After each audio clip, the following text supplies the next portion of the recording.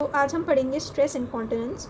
तो stress incontinence में हमें सबसे पहले एक चीज़ समझनी पड़ेगी कि स्ट्रेस यहाँ पे कौन सा स्ट्रेस के बारे में बात हो रही है।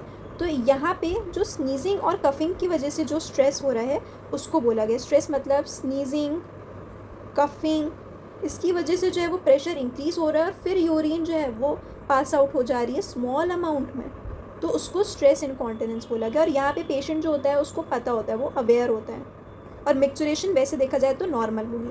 और अर्ज इनकॉन्टिनेंस में क्या होता है कि यहाँ पे अर्जेंसी जो है, यूरिन करने की अर्जेंसी जो है वो बढ़ जाती है, मतलब वो कंट्रोल नहीं कर पाता है। तो यहाँ पे लार्ज अमाउंट ऑफ यूरिन जो है वो पास आउट हो जाती है और इसमें भी पेशेंट जो है वो अवेयर है कि हाँ उसे एक अर्ज है यूरिन पास करने की, और यहाँ पे अर्जेंसी और फ्रीक्वेंसी दोनों बढ़ रही है। डेट्रोसर इंस्टेबिलिटी, तो यूरिनरी ब्लैडर जो है उसके पास जो है ये मसल होती है विच इज़ डेट्रोसर। तो ये डेट्रोसर में कुछ दिक्कत आ जाए तो उसमें क्या होगा कि इवन जब ब्लैडर फुल नहीं हुआ, ऐसे मिक्सचुरेशन में डेट्रोसर का बहुत इंपॉर्टेंट रोल होता है, पर यहाँ पे ब्लैडर फुल भी नहीं हुआ क्योंकि डेट्रोसर अपना काम नहीं कर पा रहा है, तो यूरिन जो है लार्ज अमाउंट में वो रिलीज़ हो जाएगा और पेशेंट इसमें अवेयर भी नहीं हो सकते। जैसे नॉक्ट्यूरिया मतलब बेड वेटिंग, तो बेड वेटिंग में पेशेंट को पता होता है ऐसा हो रहा है, नहीं, उसको पता नहीं होता, तो ये डेट्रोसर इंस्टेबिलिटी है।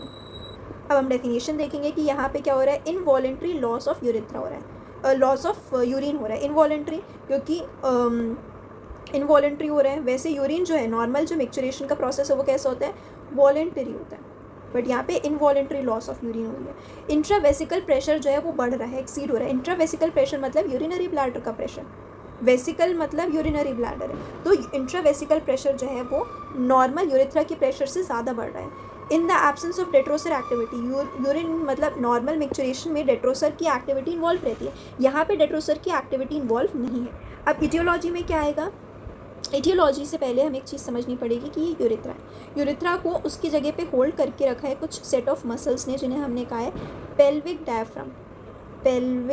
डायफ्राम या पेल्विक फ्लोर भी इसका दूसरा नाम है, जिसमें लेवेटर एनाई मसल्स आती हैं। तो ये जो है, अगर ये सपोर्ट सिस्टम जो है, ये पेल्विक फ्लोर जो है वो वीक हो गया तो क्या होगा, यूरिथ्रा की मोबिलिटी जो है वो बढ़ जाएगी। मतलब ये अभी यहाँ पे ये फिक्स था, अब ये थोड़ा ये लूज़ हो गया, तो अब यूरिथ्रा का ज़्यादा फंक्शन होने लगेगा, ज़्यादा यूरिथ्रा हाइपर मोबिलिटी हो जाएगी। अब एक और चीज़ समझना है कि ये यूरिनरी ब्लैडर है, ये यूरिथ्रा है। अब यहाँ पे जो बीच में ये नेक है, तो ये यूरिथ्रल हाइपर मोबिलिटी की वजह से, जैसे ये से और ये यूरिथ्रा है, ये पेल्विक डायफ्राम मसल्स है और ये यूरिथ्रा है।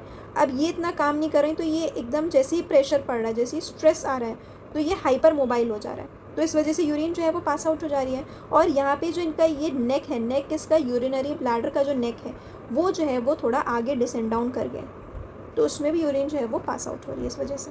अब रिस्क फैक्टर्स क्या आ जाएंगे कि डेवलपमेंट वीकनेस। अब डेवलपमेंट वीकनेसेस की पेल्विक फ्लोर की मसल्स जो हैं वो सही से डेवलप नहीं हुई, तो इस वजह से हो सकता है चाइल्ड बर्थ ट्रॉमा में भी यही पेल्विक फ्लोर की मसल्स जो हैं वो सही से डेवलप नहीं हुई हैं, मतलब इनमें कुछ दिक्कत है। और ट्रॉमा, चाइल्ड बर्थ ट्रॉमा मतलब उसमें इंजरी हो गई हो, पेल्विक फ्लोर की मसल्स में कोई इंजरी हो गई हो, या नॉर्मली जिससे कोई सर्जरी हुई है तो उसकी वजह से भी यहाँ पे इंजरी हुई हो। और प्रेगनेंसी में प्रोजेस्टेरॉन बढ़ जाता है, इस वजह से होता है।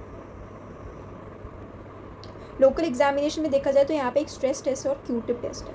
तो स्ट्रेस टेस्ट में क्या, स्ट्रेस टेस्ट में जो है वो पेशेंट को बोला जाता है कि आप कफ मतलब खांसें और कुछ अमाउंट ऑफ यूरिन जो है वो पास आउट हो जाती है एक्सटर्नल मीटर से। सो बस इसमें यही देखा जाता है।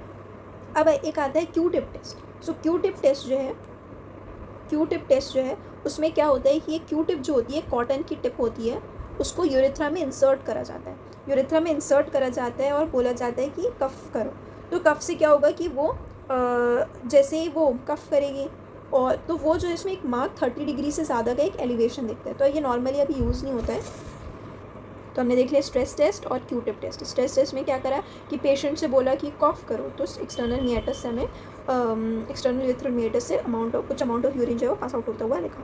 क्यू-टिप टेस्ट में क्या करा कि यूरिथ्रा जो था उसमें एक क्यू-टिप डाली। क्यू-टिप जो है कॉटन की एक टिप होती है, एक ऐसे इंसर्ट डिवाइस होता है, क्यू-टिप होती है, उसको इंसर्ट करा और फिर पेशेंट से बोला कफ करो, तो वो जैसे ये इंसर्ट करा गया, तो जैसे ही वो कफ करेगा तो वो यूँ आ जाएगी, तो 30 डिग्री का जो है ये एंगल एलिवेशन दिखेगा।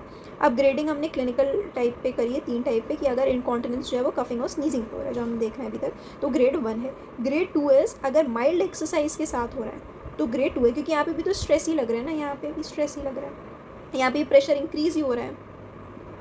Even with change of position हो रहा है तो वो ग्रेड 3 है।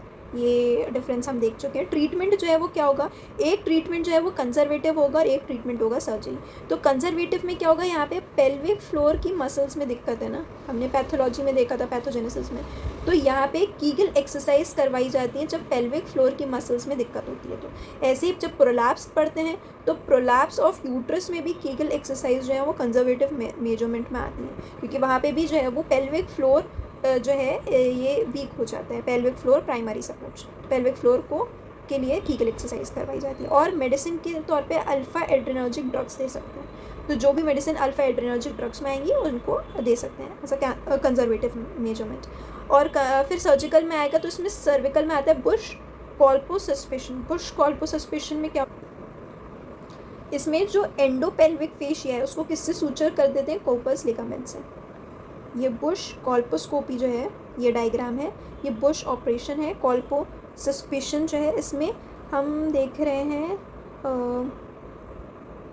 हाँ ए वाला, ये वाला ए वाला। तो इसमें जो एंडोपेल्विक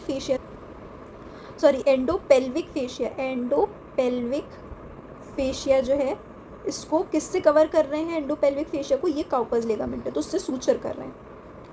एंडोपेल्विक फेशिया को कार्पस लिगामेंट से जो है वो सूचर कर रहे हैं। तो ये गोल्ड स्टैंडर्ड सर्जिकल प्रोसीजर। सो हमारा टॉपिक होता है कवर। Thank you.